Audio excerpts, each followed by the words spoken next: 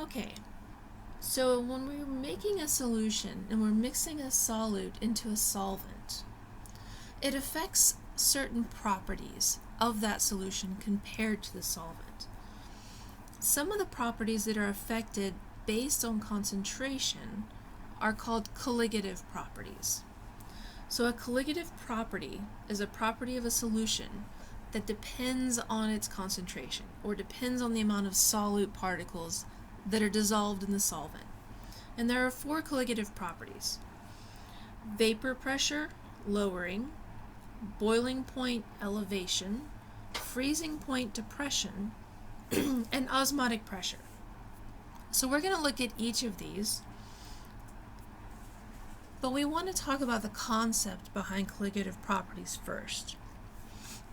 In terms of colligative properties, we're looking at the ability of the solvent molecules to cross over a different phase.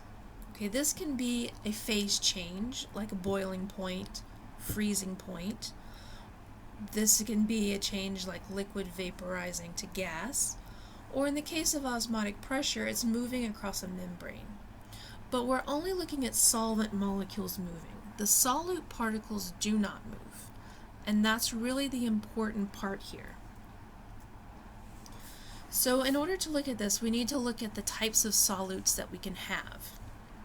We know that we can have solutes that are covalent and non-electrolyte, which means they do not produce ions. They stay together as covalently bound and don't break apart.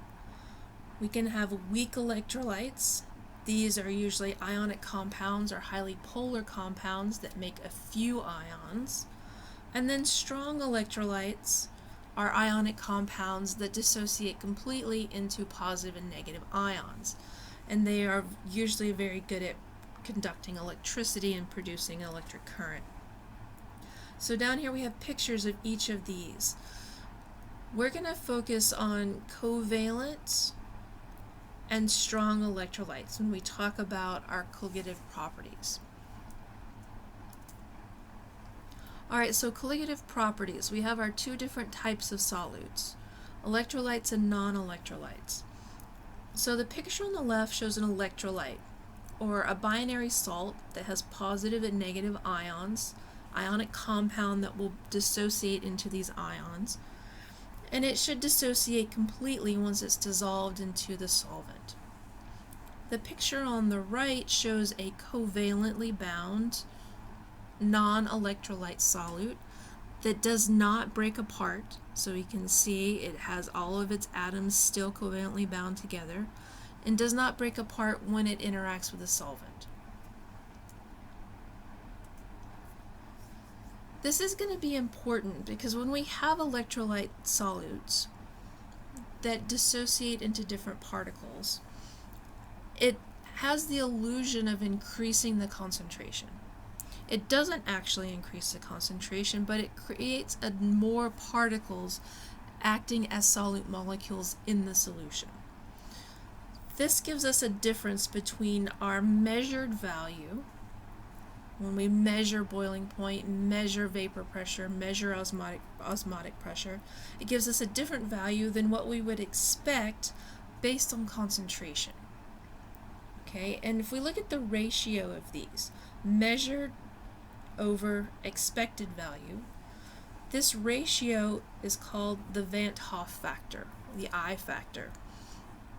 And it loosely translates into the number of particles that act as solutes in our solution once it's dissolved. Alright, so if we look at how this is going to work, with freezing or boiling point changes, we not only have to worry about the concentration, our little m here for molality, we also have to worry about the number of particles that might exist from dissolving. Okay, so for example, sodium chloride, electrolyte solute, would break apart into Na plus and Cl minus. That would mean we have 2 particles for every 1 NaCl molecule. Therefore, our N value would be 2. Magnesium chloride would give us 3. 1 magnesium and 2 chlorine ions. Iron sulfate would give us 5. Okay, so this number of particles then will affect how much the solute affects the solvent properties. Now the measured value or expected value, or the measured and expected values for Van 't Hoff are not always the same. For a non-electrolyte that doesn't break down, something that is covalently bound together, the expected value was 1, the measured value is also 1, so the I value is 1. Alright, so we kind of ignore the I value when we're looking at non-electrolyte solutions. But if we have an electrolyte solution, we can look at the number of particles that we get, which would be the expected.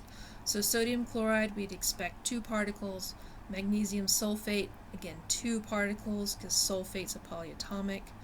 MgCl2 would be 3 particles. K2SO4 is 3. FeCl3 would be 4. These would be what we expect from the particles.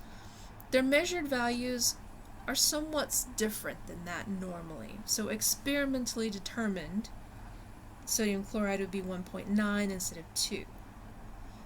Alright, and you can see the other changes. Now for this class, we're only going to be looking at the expected.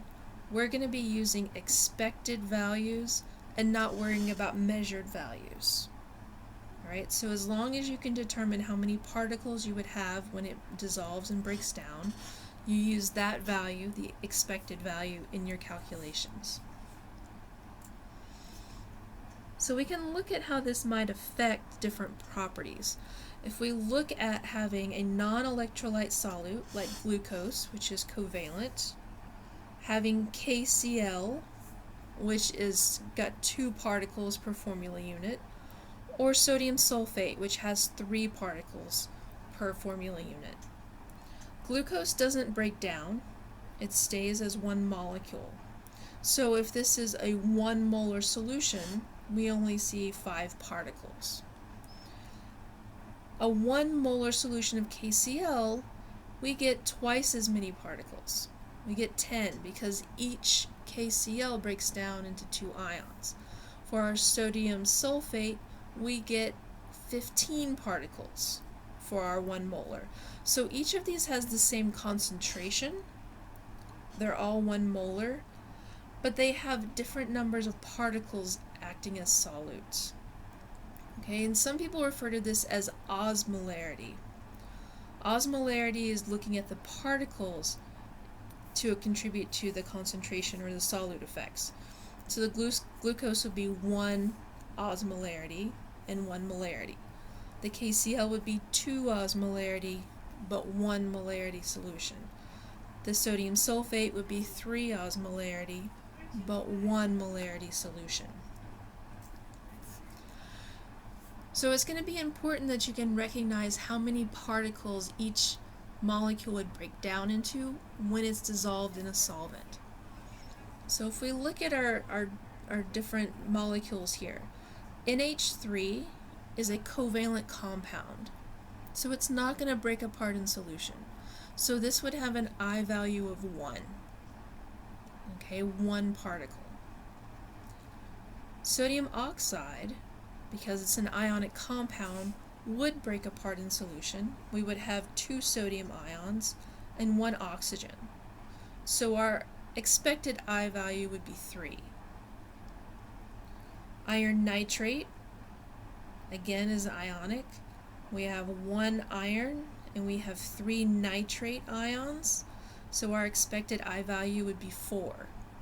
Remember your polyatomics. Nitrate is a polyatomic ion, so this NO3 is going to stay together and act like 1 ion in solution. So don't break apart the polyatomics. KCl we looked at would be an expected value of 2. NH4CN has 2 polyatomic ions, so NH4 plus and Cn minus. So this one would have an expected I value of 2.